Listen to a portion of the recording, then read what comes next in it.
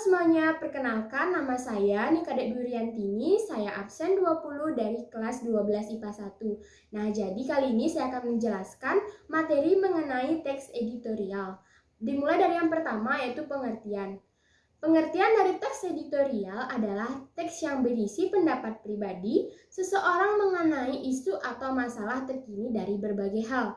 Nah, tujuan dari teks editorial ini yaitu yang pertama, mengajak pembaca untuk ikut berpikir dalam masalah atau isu atau topik yang sedang terjadi di kehidupan sekitar. Yang kedua, memberikan pandangan kepada pembaca terhadap isu yang sedang berkembang.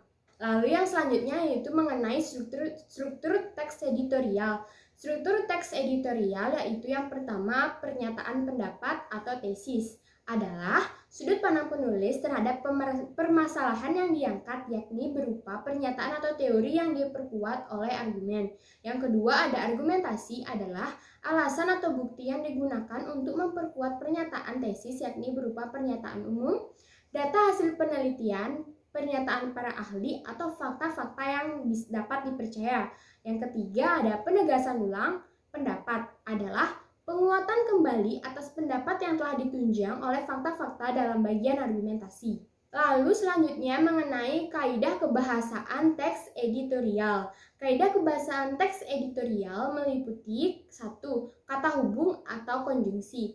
Konjungsi atau kata hubung adalah kata yang digunakan untuk menghubungkan kata dengan kata, klausa dengan klausa, atau kalimat dengan kalimat. Contoh konjungsi yaitu dan, karena, kemudian, lalu, dan ketika, dan sebagainya. Yang kedua ada kata keterangan atau adverbia. Kata keterangan yang biasa digunakan dalam teks editorial yaitu kata keterangan waktu, seperti pada, saat, ketika, dan kata keterangan tempat, contohnya di, ke, dari. Lalu yang ketiga ada kata kerja atau verba. Kata kerja adalah kata yang menggambarkan proses, perbuatan, atau keadaan. Lalu yang terakhir ada langkah-langkah membuat teks editorial. Langkah-langkahnya yaitu yang pertama, memilih topik terkini dan terhangat yang menarik pembaca. Topik yang menarik akan diminati para pembaca karena pembaca selalu ingin topik yang terbaru. Yang kedua yaitu mengumpulkan data untuk mendukung pendapat. Data berupa fakta-fakta yang berhubungan dengan topik yang sangat mendukung pendapat yang sudah dibuat. Yang ketiga ada menyesuaikan topik dengan pembaca.